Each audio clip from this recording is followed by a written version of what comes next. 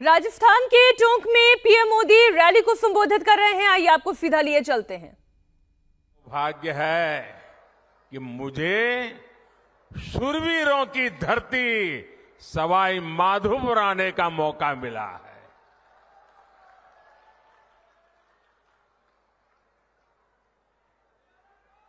चुनाव के दिन है, एक दिन में दो तीन स्टेट में जाना होता है और इसलिए सभा के समय से भी पहले यहां सभा का समय मैंने दे दिया था और मैं देख रहा हूं वहां से हुजूम का हुजूम अभी आ ही रहा है। पूरा जुलूस वहां से आ रहा है।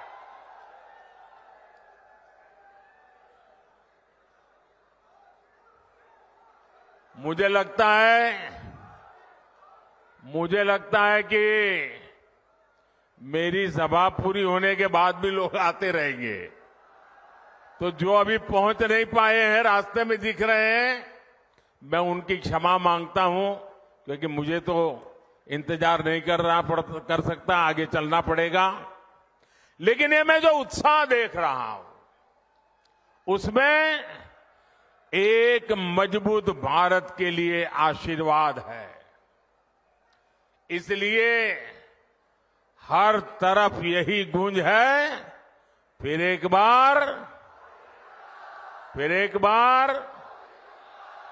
बार। साथियों, हमारे राजस्थान ने सदियों से सीमा पर खड़े मजबूत प्रहरी की तरह देश की रक्षा की है। राजस्थान ये बखूबी जानता है कि सुरक्षित राष्ट्र और स्थायी सरकार ये कितनी जरूरी होती है। इसलिए चाहे 2014 हो या 2019 हो, राजस्थान ने एकजुट होकर देश में भाजपा की ताकतवर सरकार बनाने के लिए अपना आशीर्वाद दिया था। आपने 25 की 25 सीटें भाजपा को जीत करके झोली भर दी थी। एकजुटता ही, एकता ही राजस्थान की सबसे बड़ी पूंजी है। याद रखिएगा, जब जब हम बंटे हैं तब तब देश के दुश्मनों ने फायदा उठाया है।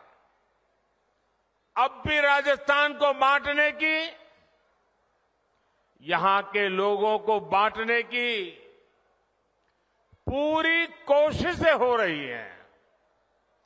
इससे राजस्थान को सावधान रहने की जरूरत है। साथियों, एक स्थिर और ईमानदार सरकार देश के विकास के लिए क्या कुछ कर सकती है, ये पिछले 10 वर्षों में सबने देखा है। भारत आज दुनिया की सबसे तेजी से बढ़ती हुई बड़ी अर्थव्यवस्था है। पिछले 10 साल में 25 करोड़ लोग गरीबी से बाहर निकले हैं। ये बहुत बड़ा काम हुआ है। इतना बड़ा काम कैसे संभव हुआ? कैसे हुआ ये? इतना बड़ा काम कैसे संभव हुआ?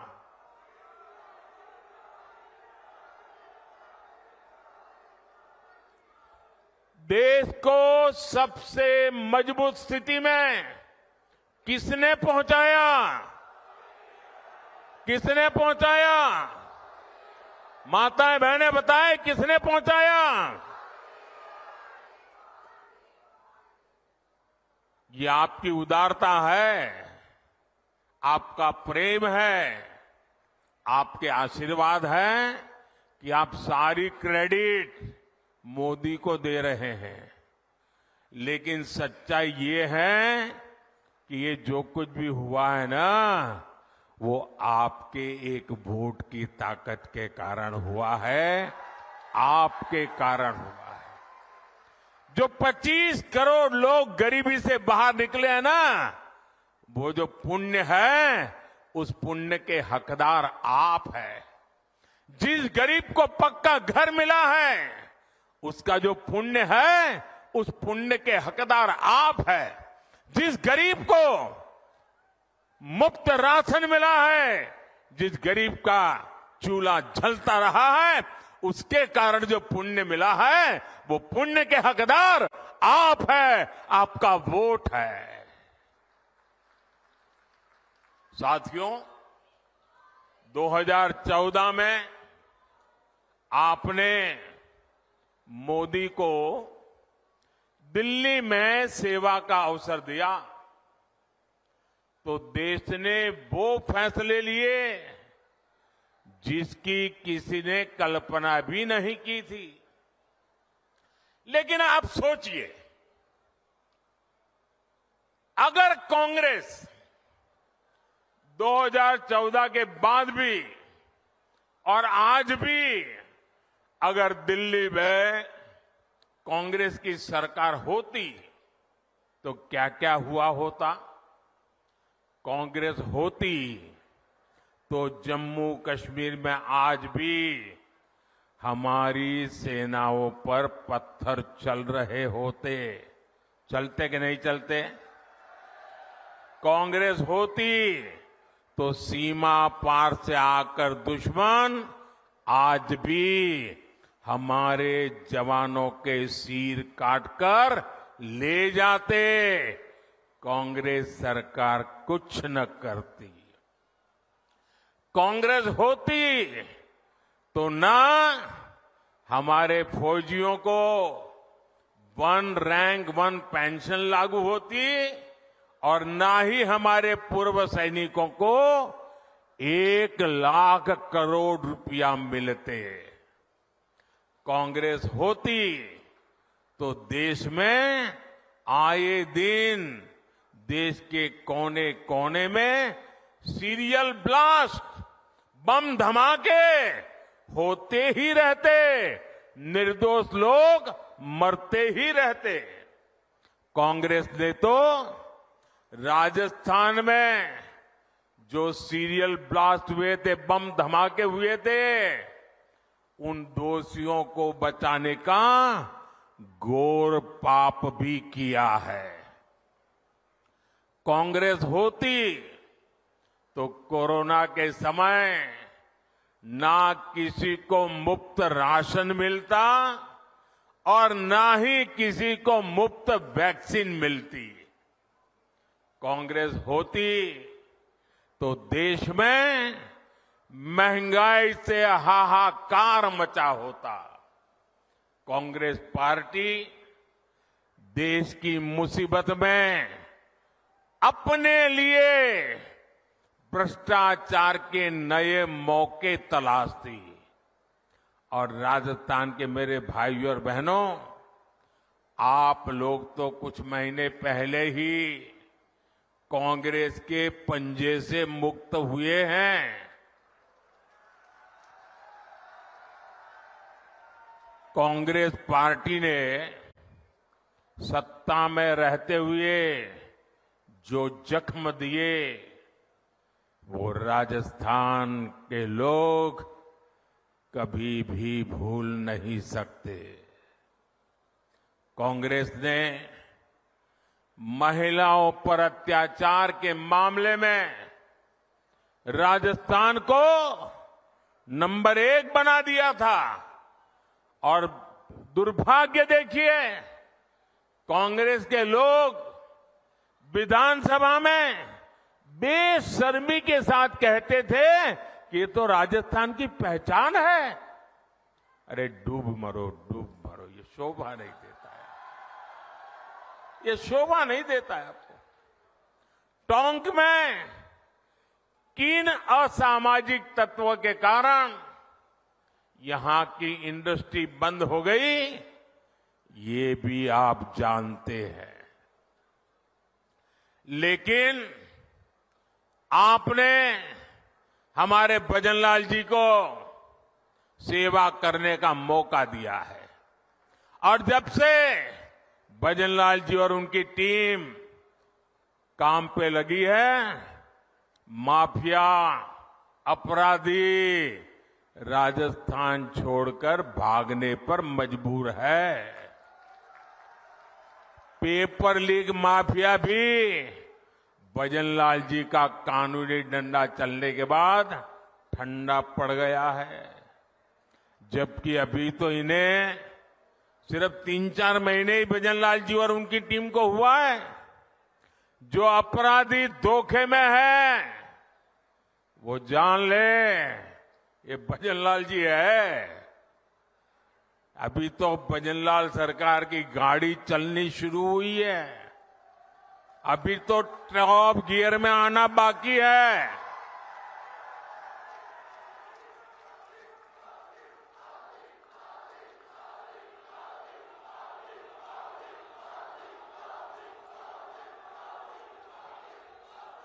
साथियों,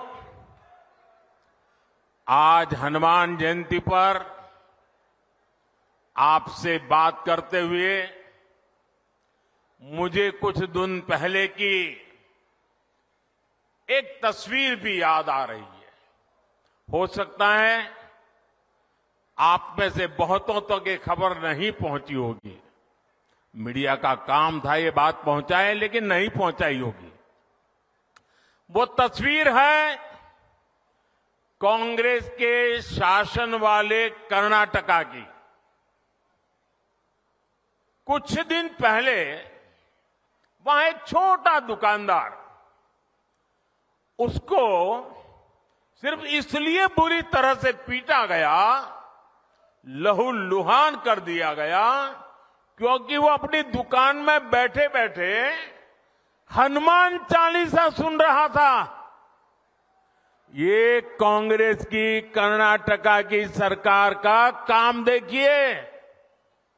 अपनी छोटी सी दुकान में एक गरीब आदमी भक्ति भाव से प्रभु हनुमान जी का स्मरण करते हुए हनुमान चालीसा सुन रहा था, उसको लहूलुहान कर दिया गया।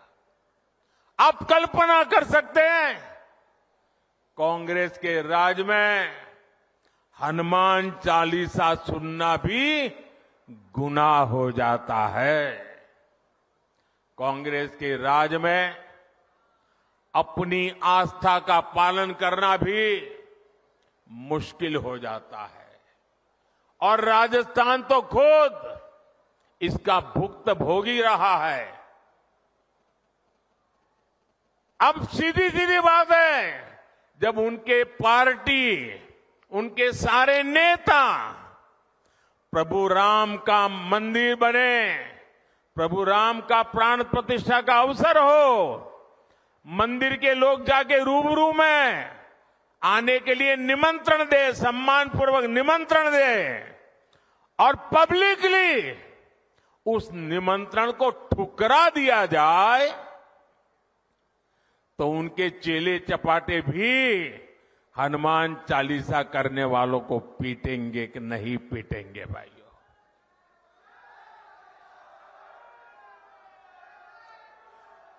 कुछ दिन पहले ही रामनवमी बीती है। कांग्रेस के जाने के बाद पहली बार शांति से शोभा यात्रा निकली है पूरे राजस्थान में, वरना पहले और चुनाव की आपाधापी गर्मी होने के बावजूद भी कांग्रेस ने तो और हमारे यहां तो सूरज की पहली किरण का स्वागत भी राम राम सा से होता है। राम राम सा। कोई किसी को मिले तो पहले मुंह से निकलता है राम राम सा। कांग्रेस ने तो राम राम सा कहने वाले राजस्थान में राम नवमी पर प्रतिबंध लगा दिया था।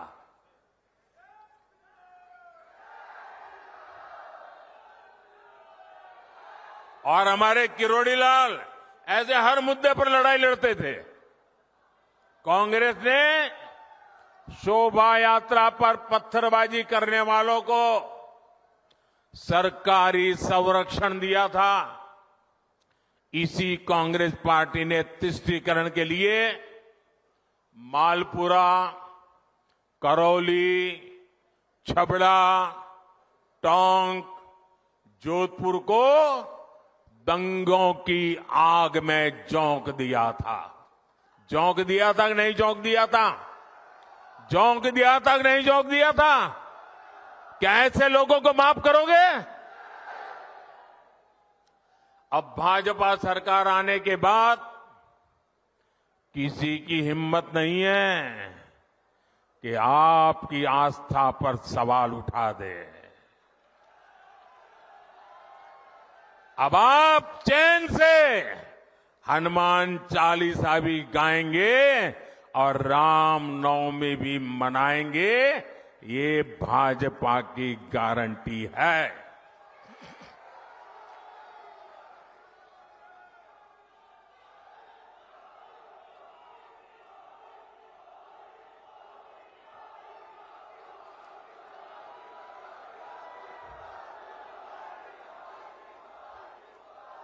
साथियों,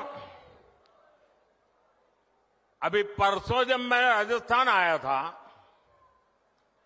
तो मेरा एक 1.5 मिनट का भाषण, 90 सेकंड का भाषण, और मैंने कुछ सत्य देश के सामने रखा। और पूरी कांग्रेस और इंडी गठबंधन में ऐसी भगदड़ मची है, ऐसी भगदड़ मची है। मैंने सत्य रखा देश के सामने। कांग्रेस आपकी संपत्ति छीनकर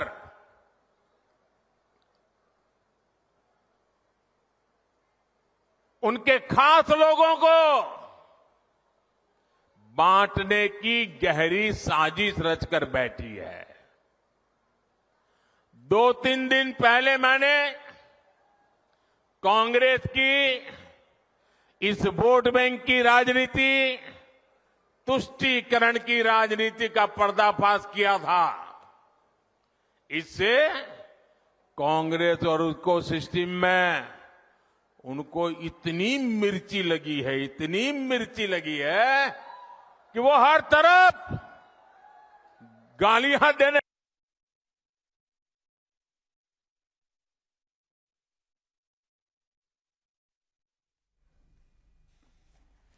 प्रधानमंत्री नरेंद्र मोदी को आप सुन रहे हैं, राजस्थान के टोंक में वो रैली कर रहे हैं और एक बार फिर से तुष्टीकरण की बात उन्होंने कही। उन्होंने कहा कि जब से उन्होंने तुष्टीकरण पर वार किया उन्हें गालियां दी जा रही है। आप सुनिए आगे वो क्या कह रहे हैं। ऐसे छिपाने में लगी है।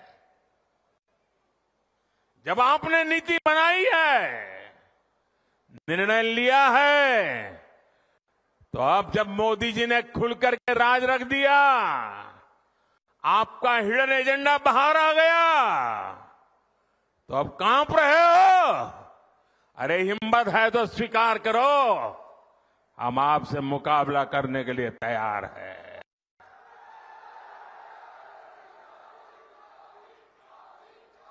मैं ये बात देश को साफ साफ बताना चाहता हूं कि कांग्रेस वोट बैंक पॉलिटिक्स के दलदल में इतना धंसी हुई है कि उसे बाबा साहब के संविधान की भी परवाह नहीं है।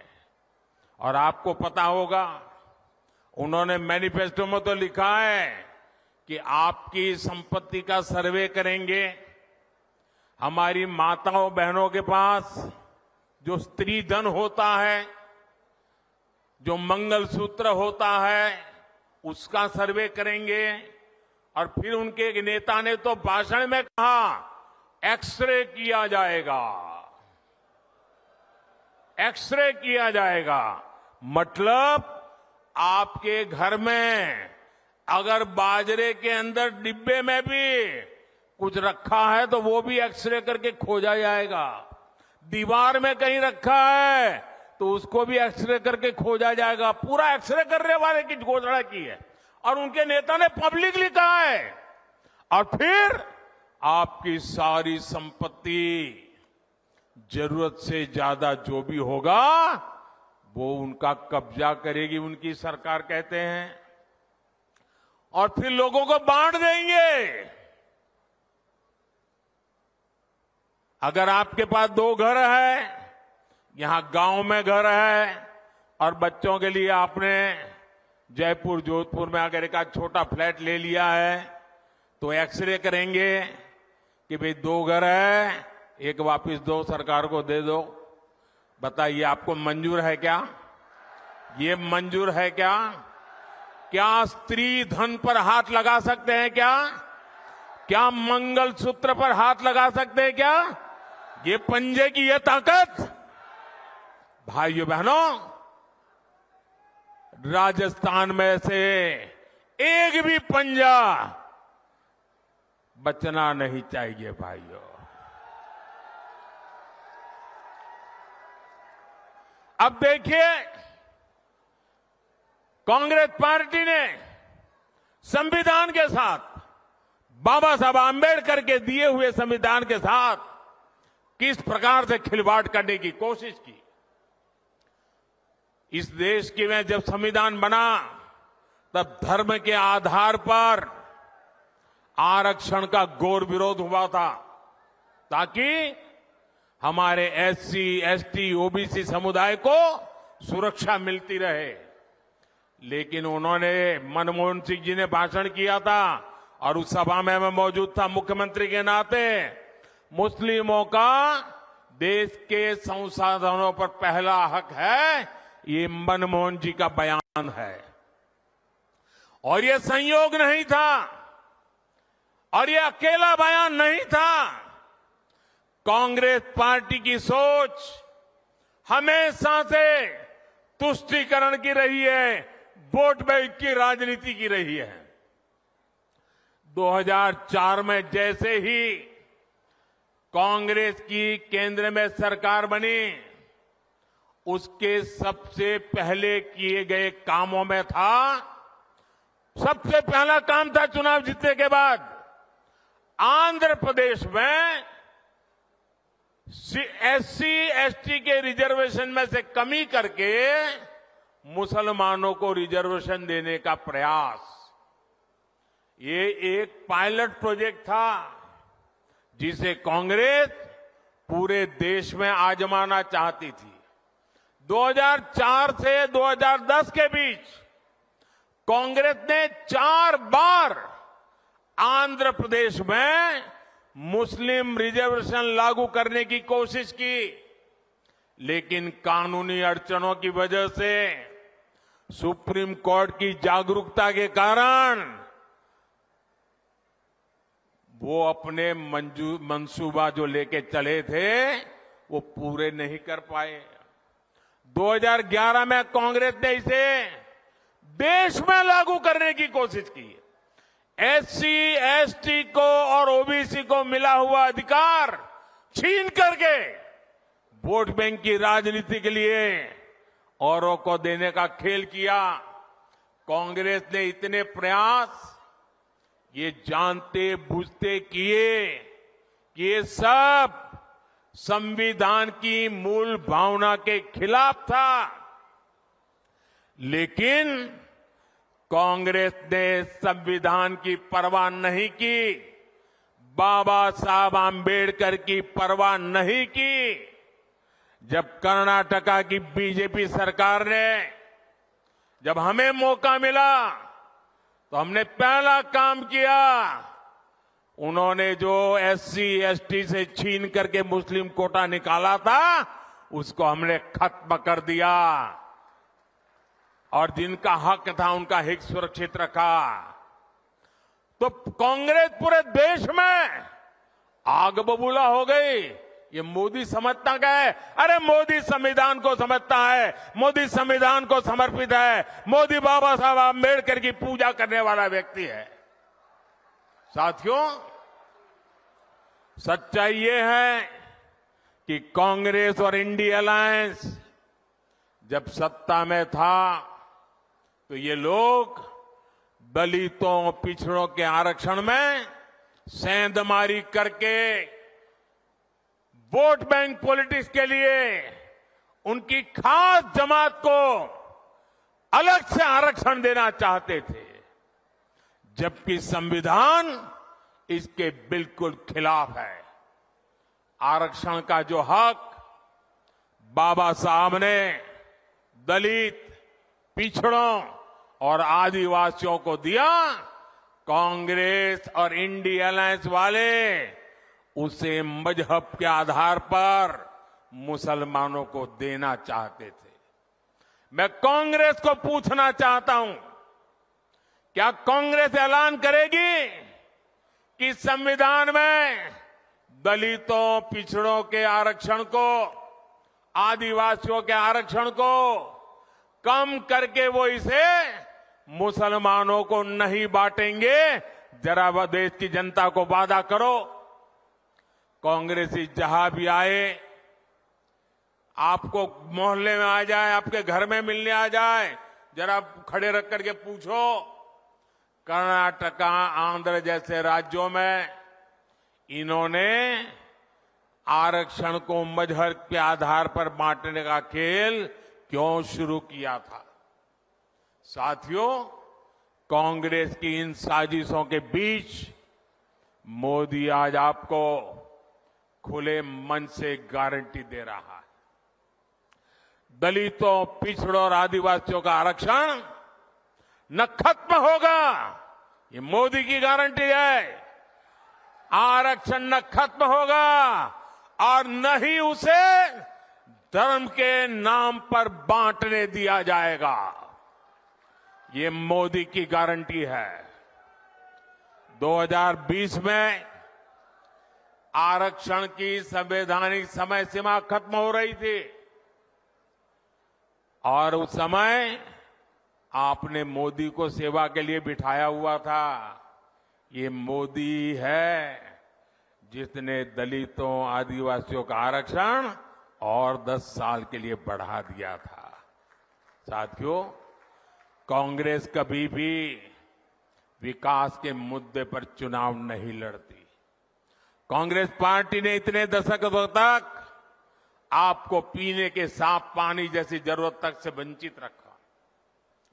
बीजेपी सरकार ने हर घर जल पहुंचाने के लिए जल जीवन मिशन शुरू किया, लेकिन राजस्थान में कांग्रेस सरकार ने उसमें भी हजारों करोड़ रुपए का भ्रष्टाचार कर दिया। कांग्रेस ने राजस्थान के लिए सबसे जरूरी ERCP प्रोजेक्ट को भी पास नहीं होने दिया।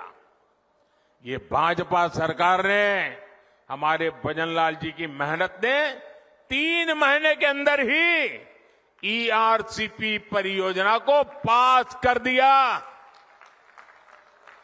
ERCP का बहुत बड़ा लाभ टोंक, सवाई माधोपुर को मिलने वाला है। इसका बड़ा लाभ यहां के किसानों को होगा। यहां सवाई माधोपुर, टोंक जिले में PM किसान सम्मान निधि के करीब 1100 करोड़ रुपए सीधे ट्रांसफर किए गए हैं। राजस्थान में गेहूं का समर्थन मूल्य भी बढ़ाया गया है। साथियों, कांग्रेस को आधुनिक इंफ्रास्ट्रक्चर के निर्माण से भी एलर्जी है। ये बीजेपी है आज पूरे देश में आधुनिक इंफ्रास्ट्रक्चर बना रही है। देश का सबसे बड़ा दिल्ली मुंबई एक्सप्रेसवे सवाई माधोपुर से होकर के गुजर रहा है। सरकार ने जयपुर सवाई माधोपुर रेलवे लाइन के दोहरीकरण की मंजूरी भी दे दी है। हमने दौसा गंगापुर सिटी से जुड़ी हुई रेलवे लाइन का दशकों से लंबित काम भी पूरा किया। इस क्षेत्र में इलाज की बेहतर सुविधाओं के लिए एक मेडिकल कॉलेज भी बनाकर तैयार हो रहा है।